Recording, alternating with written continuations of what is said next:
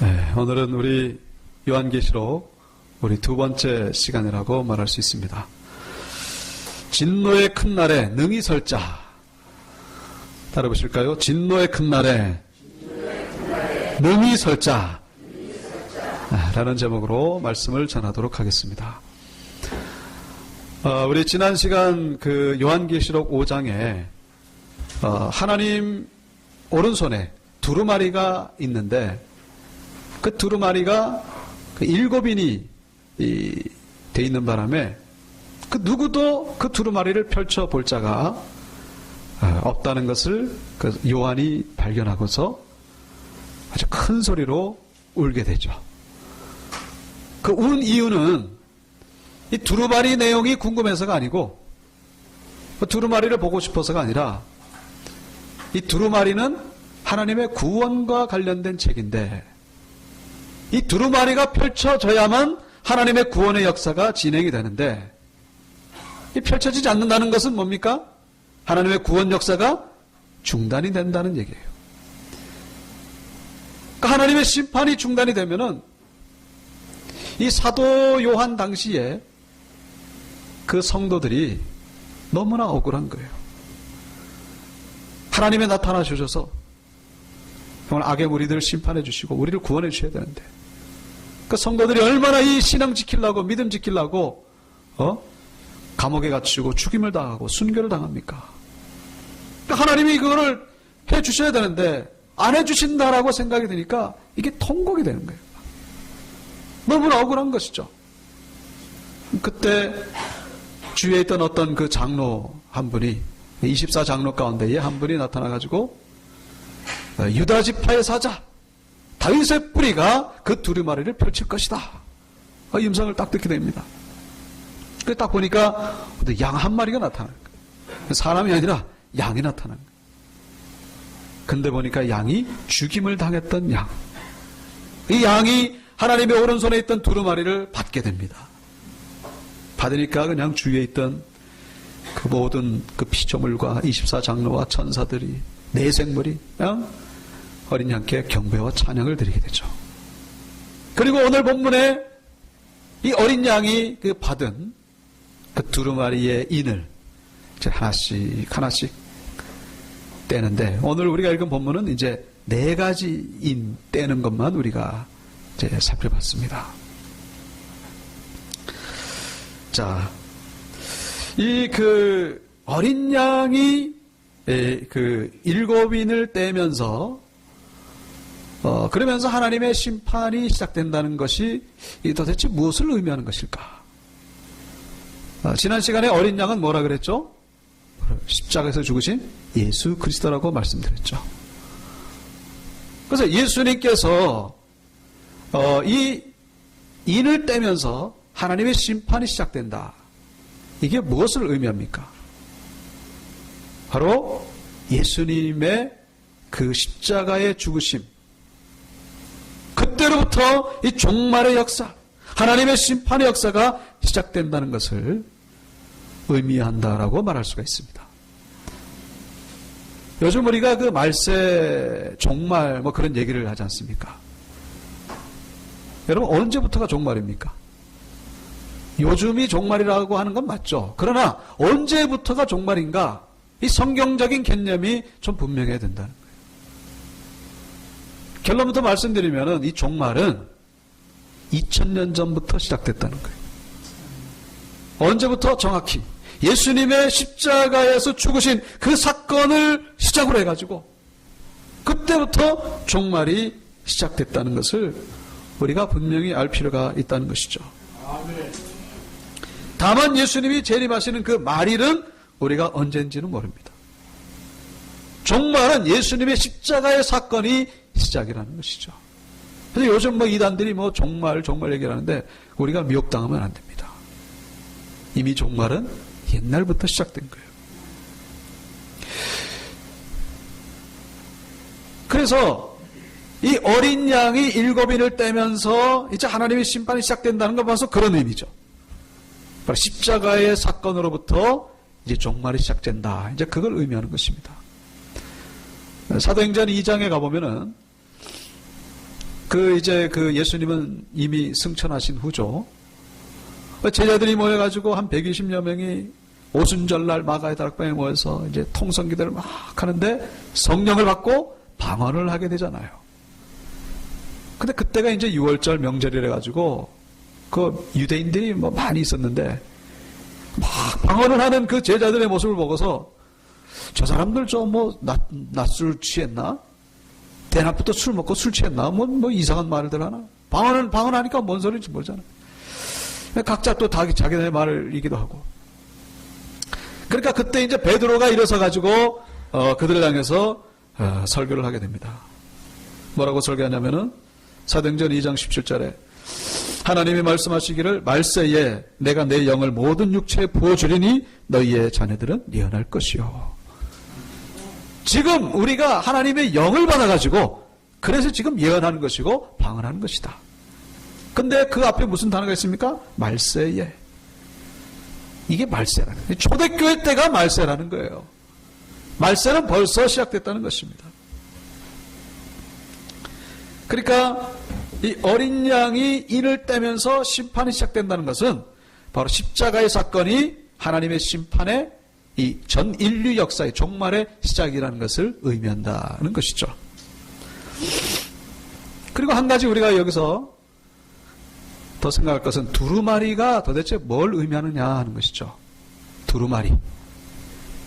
두루마리가 꼭 있어야 되냐? 두루마리 없이 그냥 하나님의 심판이 그냥 나타나도 되는데 왜 거기에 두루마리가 있어야 되냐? 두루마리가 의미하는 게 뭐라 그랬습니까? 지난 시간에 구체적으로 성경책이라고 그랬죠. 성경책. 하나님의 말씀. 이 성경책을 통해서 이제 하나님의 심판이 시작되는 것인데 결론부터 말씀드리면 성경책이 하나님의 심판의 유일한 근거가 된다는 것을 말씀하고 있습니다. 뭐라고요? 성경 말씀이 심판의 근거가 된다는 것입니다. 여러분 세상에서 재판을 행할 때 법이 없으면요 재판을 못합니다. 네?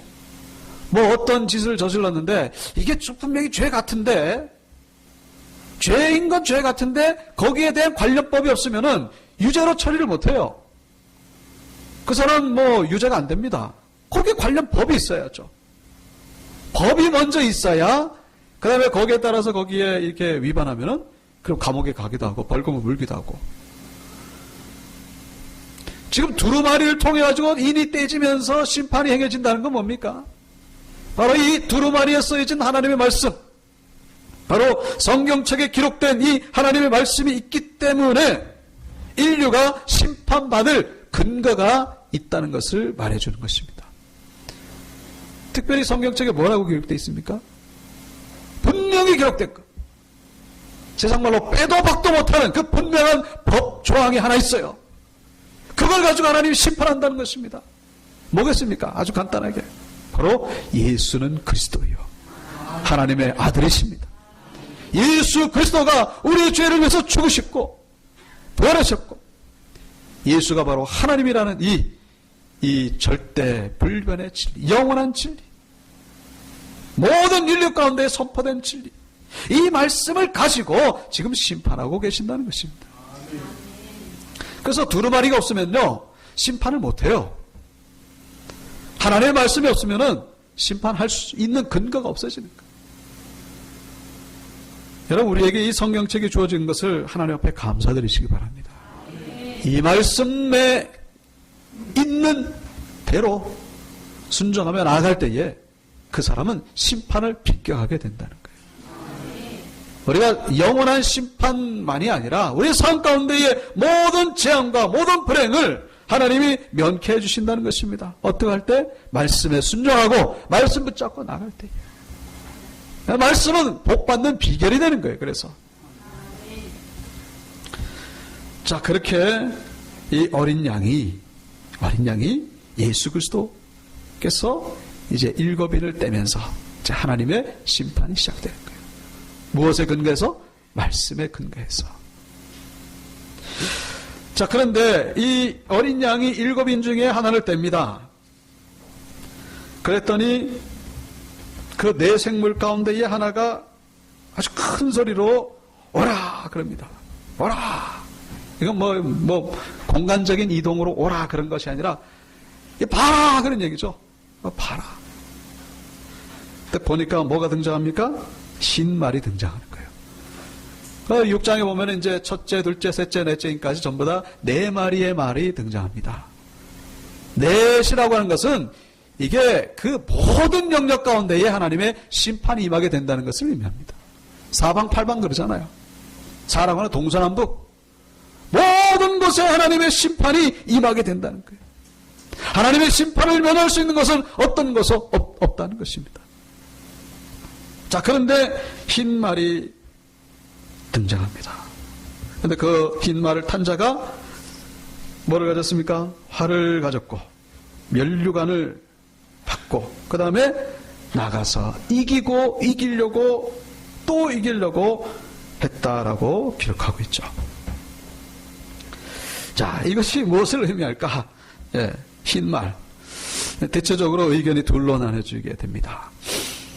이 흰말은 흰말 탄 자가 바로 예수 그리스도다. 그렇게 주장하는 사람들이 있고 어떤 분들은 아니다. 적그리스도다. 그렇게 얘기하는 분들이 있습니다. 예수 그리스도라고 주장하는 사람들은 이제 그 근거를 저기 다음에 19장에 가보면은 거기 또 예수님이 흰말을 타고서 등장합니다. 그러니까 모습이 비슷하니까 거기도 면류관을 쓰고 그러니까 이제 그 예수님이 아닌가 그렇게 얘기를 합니다만은 또 적그리스도라고 주장하는 분들이 있죠. 그분들의 논리에 의하면은 지금 그 인을 떼는 분이 예수님인데 어린 양이신 예수님인데 예수님이 인을 뗐는데 또 그 안에 또 예수님이 또 등장한다는 게 이게 말이 되느냐? 예수님이 흰말을 탔는데 그럼 두 번째 인은 누가 떼느냐? 흰말을 탔다가 또 나와가지고 또 두 번째 인을 떼고 뭐 이게 논리적으로 맞지 않는다 이제 그런 얘기죠. 그리고 또 이제 이 면류관을 여기 오늘 썼습니다만은 이 원어적으로 보면은 19장에 나오는 면류관과는 다른 의미가 있어요. 여기 그 본문에 나오는 면류관은 그 경기자가 승리했을 때 주어지는 면류관이고 19장에 나오는 그 흰말 타신 예수님은 거긴 진짜 예수님이죠. 그 예수님은 왕관이에요. 왕관. 왕이 쓰는 면류관이에요. 그러니까 면류관이 다르기 때문에 제 예수님이라고 보기 어렵다고 그렇게 얘기를 합니다. 그리고 또 이 전체적인 분위기가 이 네 마리 말이 다 재앙과 관련된 거지 않았습니까? 근데 거기에 갑자기 예수님이 껴가지고 재앙을 가져다 준다는 게 이게 분위기상으로도 맞지 않다는 것이죠. 저도 그 두 번째 의견에 찬성을 하는 편입니다. 적그리스도가 아닐까 그렇게 생각을 합니다. 저는 근데 여기에 대한 해답을 이 흰말 탄 자가 누구인가에 대해서 해답을 4절에서 제가 발견했습니다. 물론 그게 또 저의 주관적인 것일 수도 있겠죠. 4절에 아주 중요한 단어 하나가 나오죠. 뭐겠습니까? 4절에 보시면은 화평이라는 단어가 나오죠. 화평. 이 4절은 이제 이 두 번째 인을 떼니까 등장한 그 붉은 말 탄 자가 제하여 버린 그러니까 화평을 제하게 되는 거예요. 근데 이 화평은 언제 생긴 화평이냐? 바로 첫 번째 인을 떼었을 때에 그때 세워진 화평이다. 그렇게 보는 것이죠. 그러니까 첫 번째 말 탄 자가 세운 화평을 두 번째 말 탄 자가 그걸 깨뜨리는 거예요. 이 흰 말이라고 하는 것은 보통 뭘 의미합니까? 순결, 평화. 비둘기도 흰색이잖아요. 흰색을 주로 화평한 것을 상징한다라고 말할 수 있습니다. 자, 그래서 이 첫 번째 흰말 탄 자가 화평을 세웠는데 이 화평이 뭐예요? 바로 하나님의 첫 번째 심판의 징조라는 것입니다. 예? 뭐라고요? 평화가 이게 하나님의 심판이라는 거예요. 이게 말이 어울리지 않는 것 같지만은 평화로울 때에 조심하라는 것입니다. 문제는 그 평화가 가짜 평화라는 거예요. 가짜 평화. 그 가짜 평화에 속으면 안 된다는 것입니다. 그 가짜 평화를 가져다 주는 게 있죠. 예? 돈이 가짜 평화를 가져다 줍니다. 예? 그리고 이단 사상들 가짜 평화를 가져다 주죠. 세상의 모든 문명, 문화, 이 과학기술, 의학기술, 이 평화를 가져다 주는 거예요, 지금. 세상 사람들은 다 평화를 외칩니다. 재밌는 것은 저 북한도 저렇게 핵무기를 개발하는 이유가 뭔지 아십니까? 평화를 위해서 그런 거예요, 평화를. 나름대로 자기들이 생각하는 평화. 저 IS 왜 저렇게 잔인한 짓을 저지릅니까? 저것도 자기들 나름대로 생각하는 그 어떤 이슬람 제국의 평화 싫어하는 사람은 없습니다. 다 평화를 얘기를 하죠. 근데 그 평화는 뭐예요? 가짜 평화라는 것입니다. 가짜 평화예요. 그 평화에 속으면 안 된다는 것입니다. 예수님이 재림하시기 전에 이 평화가 임하게 된다. 그런 얘기예요. 믿습니까? 여러분 마태복음 24장에 보시면은 예수님이 친히 그 말씀하신 종말의 징조를 우리가 볼 수가 있죠. 예수께서 감람산 위에 앉으셨을 때에 제자들이 조용히 와서 이르되 우리에게 이르소서 어느 때 이런 일이 있겠사오며 또 주의 임하심과 세상 끝에는 무슨 징조가 있어오리까? 예수께서 대답하여 이르시되 너희가 사람의 미혹을 받지 않도록 주의하라. 많은 사람이 내 이름으로 와서 이르되 나는 그리스도라 하여 많은 사람을 미혹하리라. 많은 사람을 미혹하는 거예요. 내 이름으로 와서 가짜 예수죠. 가짜 그리스도, 적 그리스도죠. 여러분 재밌는 것은 예수님이 마태복음 24장에서 말씀하신 이 종말의 징조와 이 요한계시록 6장에 나오는 네 마리의 말의 이 징조와 거의 일치합니다. 거의 일치해요. 예수님이 첫 번째 말씀하신 것이 적그리스도의 출현이에요. 바로 오늘 첫 번째 인을 뗐을 때에 등장한 흰말, 이게 바로 적그리스도와 같다는 것입니다. 적그리스도는 뭐예요? 예수를 못 믿게 하는 거죠. 아주 대놓고 못 믿게 하는 것일 수도 있고 아주 간접적으로 못 믿게 하는 것일 수도 있고. 그러니까 예수님을 간접적으로 못 믿게 하는 게 뭐예요? 가짜 평화죠. 아주 그냥 잘 살게 하는 거예요. 여러분 우리의 삶이 윤택해지고 풍요로울 때 그때가 정말로 위기라는 사실을 우리가 잊어서는 안 된다는 것입니다. 먹고 살기 좋을 때 그때가 위기라는 거예요. 왜 그런지 아십니까? 영적인 긴장이 풀어지는 거예요. 우리가 힘들고 어려울 때 그때도 위기일 수 있겠죠. 그러나 제가 새벽 예배 때 잠시 말씀드렸습니다마는 이 고난이라고 하는 것은 우리의 신앙에 울타리의 역할을 할 수 있다는 사실을 기억하시기 바랍니다. 신앙의 울타리 역할을 하는 거예요. 뭐가요? 고난이. 고난 때문에 세상으로 안 나간다는 것입니다. 고난 때문에 내가 범죄하지 않는다는 거예요. 고난 때문에 도리어 내가 하나님을 찾게 되고 하나님 전에 나오게 되고 하나님과 가까워지고, 그런데 이게 뭐 삶이 좋아지면요 그때부터 세상이 보이기 시작한 거예요. 그래서 세상으로 나가는 거예요. 그게 뭐라고요? 가짜 평화라는 것이죠. 그게 바로 흰말의 정체라는 것입니다. 여러분의 삶 속에 흰말이 등장할 때에 이것이 위기라는 사실을 잊어서는 안 된다는 것입니다. 우리에게 찾아온다는 거예요. 이게 바로 심판의 징조구나. 이런 영적인 위기를 느낄 줄 아는 사람, 저는 복받은 사람입니다. 속지 말라는 거예요.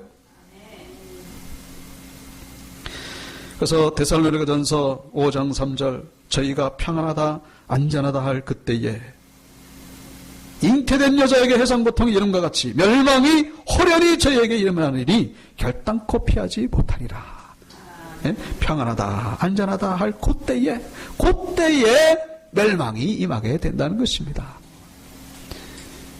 여러분의 삶이 좋아지셨습니까? 그렇다면 정신 차리시길 바랍니다. 고난에 따르면 더욱더 기도하시더라도 우리 삶 가운데 이 평안이 찾아오면 정말로 조심해야 된다는 거예요. 그게 뭐라고요? 심판의 때일 수 있다는 것입니다. 세상은 점점 평화롭고 살기 좋아집니다. 그래서 주님이 오실 때가 가까웠다는 거예요. 믿습니까? 세상은 살기 좋아졌어요. 그래서 심판날이 됐다는 것입니다. 자, 두 번째 인을 뗐습니다. 그랬더니 둘째 생물이 말하는데 이번에도 오라 그럽니다. 봤더니 이번에는 붉은 말이 등장합니다. 붉은 말 탄 자가 허락을 받아서 자기 멋대로 하는 게 아니죠. 어떤 하나님의 그 주권자 허락을 받아가지고 땅에서 화평을 제하여 버리고 서로 죽이게 하고 또 큰 칼을 받았다라고 기록하고 있죠. 자, 이걸 뭘 의미하겠습니까? 이건 누가 봐도 이건 전쟁을 의미한다는 것을 알 수 있죠. 전쟁. 그래서 예수님께서도 두 번째 하신 말씀 가운데에 난리와 난리의 소문을 제가 여기 안 적었나? 네. 마태복음 24장에 보시면은 그 난리와 난리의 소문을 들을 것이라고 주님이 말씀하셨습니다. 두 번째 징조로서 그 난리와 난리의 그 원어는요, 전쟁이에요. Wars and rumors of wars. 전쟁과 전쟁의 소문. 전쟁이 임한다는 것입니다. 하나님의 심판의 징조로서 바로 전쟁을 우리에게 보여준다는 거예요. 우리가 여기서 한 가지 생각할 수 있는 것은 그 어린 양이 등장하기 전에도 전쟁은 있었죠. 그리고 예수님 이후에도 전쟁은 있고, 그런데 예수님 이후의 전쟁은 이 종말과 직접적인 연관이 된다는 거예요. 그래서 우리 시대에 벌어지는 모든 전쟁을 보면서 이제 주님의 재림이 가까웠구나, 이걸 볼 수 있어야 된다는 거예요.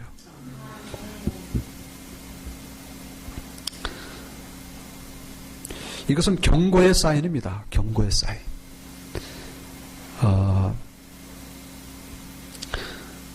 우리가 이 요한계시록을 읽을 때에 이 일곱 인은 첫째인 때고, 그 다음에 둘째인 때고, 그 다음에 셋째인 때고, 이게 순서적으로 일어나는 것이 아니라는 것을 우리가 기억할 필요가 있습니다.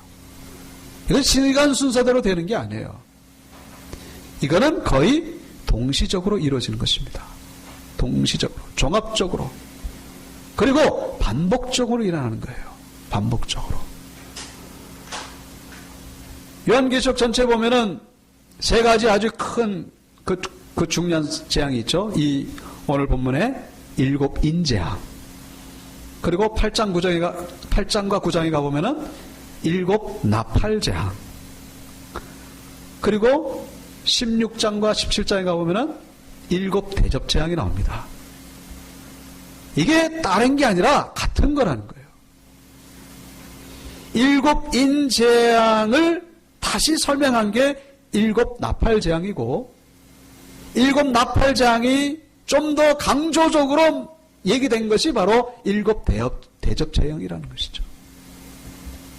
일곱 인재앙이 끝나고 그 다음에 일곱 나팔재앙이 등장하고, 이게 아니고 이게 같은 거라는 것입니다. 왜 세 번 등장하느냐? 이게 지금 강조하고 있다는 것이죠. 강조하고 있는 거예요. 강조적으로. 처음에 이 일곱 인재앙에서 죽는 사람들은 4분의 1이 죽습니다.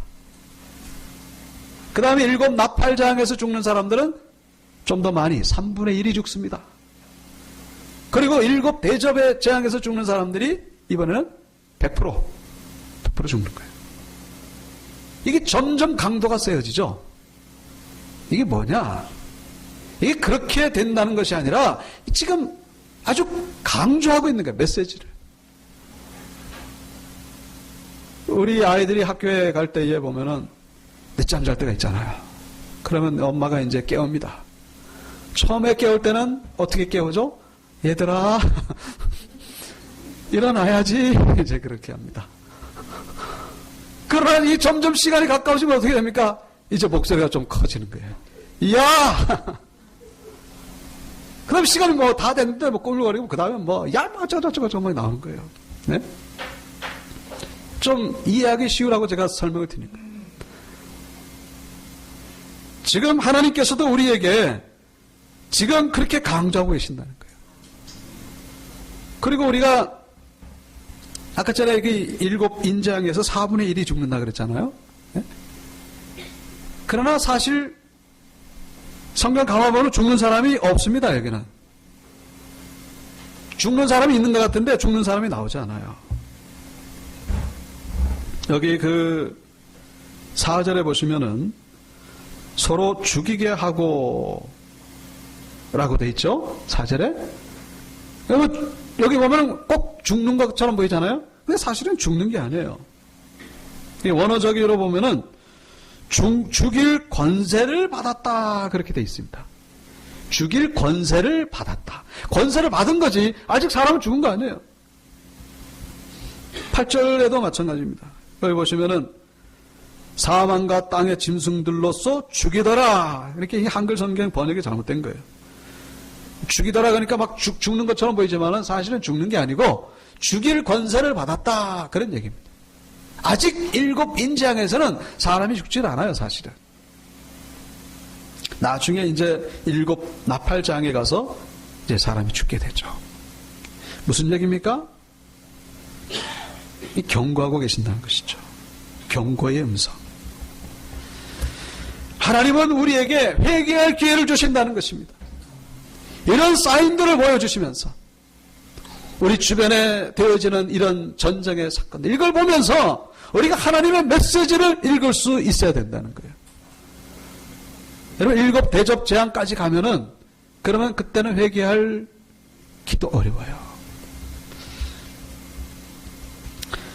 요한계시록 16장 9절에 보시면 사람들이 크게 태움에 태워진지라 이 대접 재앙입니다. 대접. 네 번째 대접. 네 번째 대접이 부어지니까 사람들이 막 죽는 거예요. 이 재앙들을 행하는 권세를 가지신 하나님의 이름을 비방하며 또 회개하지 아니하고 주께 영광을 돌리지 아니하더라. 자, 우리 이 구절에서 알 수 있는 건 뭐냐면은 대접 재앙을 통해서라도 회개하기를 기다리고 계신다는 것입니다. 회개할 기회를 계속해서 주시는 거예요. 정신 차리고 주님께로 돌아오기를 기다리고 계신다는 것입니다. 마찬가지로 하나님은 우리에게 하나님께로 돌아올 수 있도록 그런 메시지를 이곳저곳에서 말씀하신다는 것을 우리가 잊어서는 안 된다는 것이죠. 그 기회를 놓치면 안 된다는 거예요. 그래서 우리는 뉴스를 볼 때에 그리고 또 우리의 삶 속에서 이 요한계시록은 결국 우주적인 재앙뿐만 아니라 나 개인적인 재앙으로도 우리는 해석할 수 있어야 됩니다. 하나님 나에게 말씀하십니다. 한 번 말씀하시고 2번 말씀하시고 3번 말씀하시고 그럼에도 불구하고 돌아오지 않으면은 끝에는 기회가 없어지게 된다는 것이죠. 자, 2번째 인이 지나갔습니다. 세 번째 인을 떼니까 뭐가 등장합니까? 이번에는 검은 말이 등장하죠. 검은 말 탄 자는 뭐를 가졌습니까? 저울을 가졌죠. 저울은 이제 식량을 무게를 재는 그런 도구입니다. 특별히 식량이라고 말할 수 있는 것은 5절에 보시면은 내 생물 사이로부터 나는 듯한 음성을 들으니 이르되 한 데나리온의 밀을 한 대요 한 데나리온의 보리 석 대로다. 원래는 한 데나리온 가지고는 밀을 한 10대는 살 수가 있습니다. 그리고 한 데나리온 가지고 보리 한 30대는 살 수가 있어요. 근데 한 데나리온 가지고 밀 한 대밖에 못 산다는 거예요. 물가가 아주 폭등했다는 것입니다. 인플레이션이에요. 아주 극심한 인플레이션. 요즘으로 말하면 하루에 노동자 품삯이 10만 원을 하면은 10만 원 가지고 그래도 한 5일 정도나 10일 정도는 먹고 살 수 있잖아요. 집만 있으면. 근데 이 10만 원 가지고 분식집에 가지고 된장찌개 백반 5만 원을 줘야 살 수가 있다. 된장찌개 백반 한 그릇에 5만 원이라는 거예요. 물가가 폭등했다는 것이죠. 왜 그렇습니까? 바로 전쟁의 결과입니다.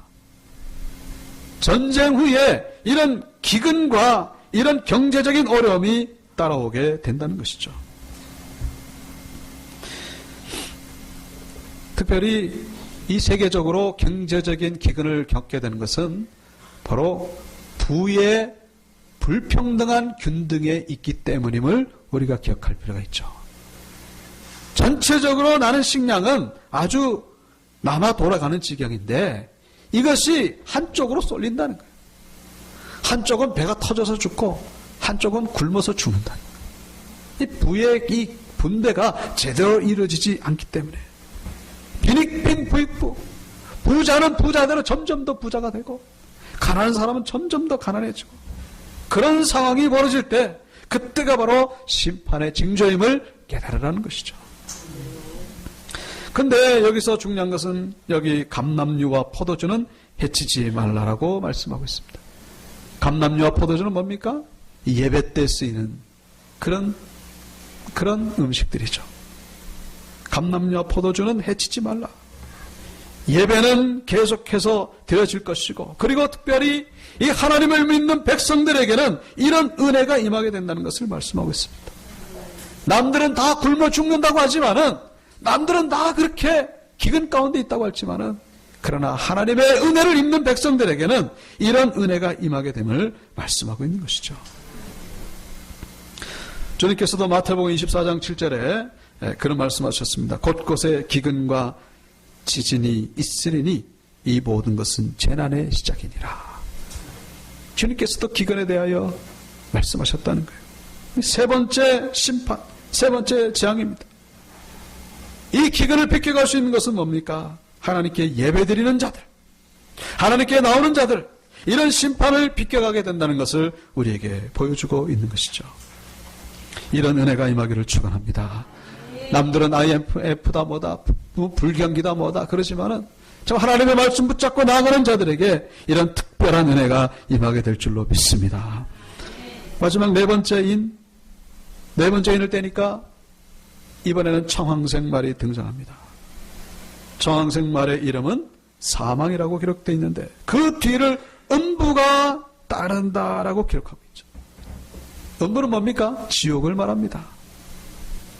하나님의 심판 가운데 죽는 사람들은 지옥으로 떨어진다는 거예요. 지옥을 비껴갈 수가 없다는 것입니다. 그래서 이 네 번째 말은 앞에 나온 세 가지의 말을 종합한 것이라고 말할 수가 있습니다. 다시 강조하는 거예요. 그래서 여기 지금 전쟁으로 그렇게 죽고 그 다음에 기근으로 죽고 이런 죽음이 계속해서 진행된다 그런 의미죠. 그래서 그들이 땅 4분의 1의 권세를 얻어 검과 흉년과 사망과 땅의 짐승들로서 죽이더라 라고 기록하고 있습니다.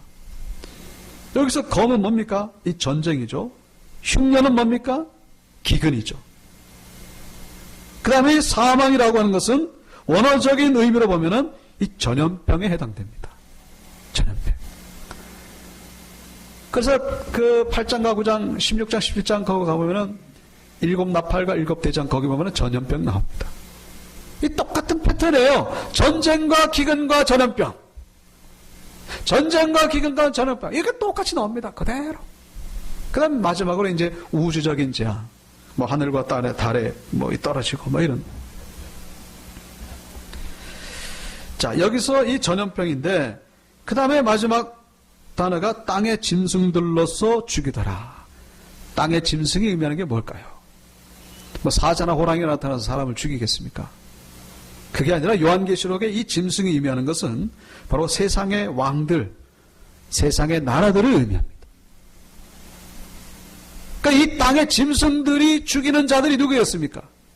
세상의 왕들과 이 세상의 나라가 바로 믿음이 있는 자들을, 그나마 예수를 믿고 예배를 통해서 하나님의 은혜를 경험하는 이런 자들을 아주 무섭게 대대적으로 조직적으로 핍박하기 시작한다는 거예요. 주님 오시기 전에 이런 박해가 임하게 된다는 것을 말씀하고 있습니다. 예수님께서도 말씀하셨습니다. 마태복음 24장 9절. 그때 사람들이 너희를 환난에 넘겨주겠으며 너희를 죽이리니 너희가 내 이름 때문에 모든 민족에게 미움을 받으리라. 그때 많은 사람이 실족하게 되어 서로 잡아주고 서로 미워하겠으며. 여러분, 지금은 우리가 신앙생활 하기 좋습니다만은 요즘 들려오는 신문기사들 보면 뭡니까? 차별금지법. 차별하면 안 된다. 그 가운데에 예수의 유일성, 예수 구원의 유일성을 설교 시간에 말하면은 법에 걸린다라는 그런 지금 분위기로 지금 가고 있지 않습니까? 지금 이슬람이 나타나가지고 얼마나 또 기독교인을 핍박합니까? 이것이 나중에는 조직적으로 대대적으로 이렇게 행해진다는 것을 지금 성경이 우리에게 말씀해 주고 있는 것이죠.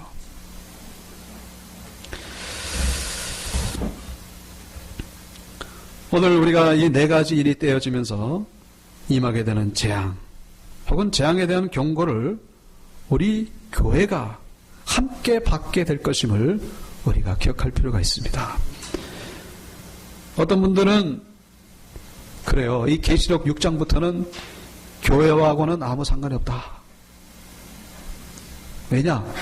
4장에서 교회가 휴가하기 때문에. 뭐라고요? 4장에서 교회가 휴가한다는 거예요. 왜 그런 거 아니?